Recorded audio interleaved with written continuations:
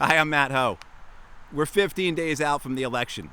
We're going to start something today, 15 issues in 15 days. I like to start first with gun violence. As people know, we had a mass killing about 15 miles from my house a week and a half ago. I carried rifles and pistols in combat. I have a very real respect for what those things do to the human body and the consequences that come from that. I also know people who open carry, people who conceal carry, and I don't have a problem with that. I really don't. What I have a problem with is this free-for-all that we have, where we have more guns than people in this country.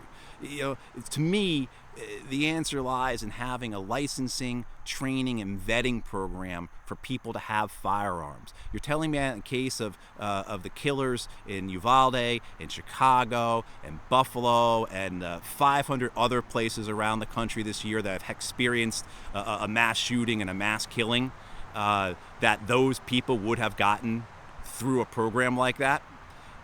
The other thing we do have to remember, though, is that most of the gun violence in this country is not in these spectacularly horrifying, events, but rather in everyday killings.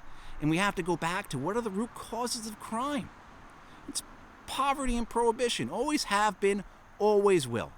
So an economic bill of rights to do something about the gross and racist inequality we have in this country, as well as end the war on drugs. Look, the two biggest killer of children, or two of the three biggest killers of children in our country, are guns, and then the third biggest is overdoses. I think that tells you everything you need to know about the state of the United States. As Cornel West says, we live at the intersection of might makes right and greed is good.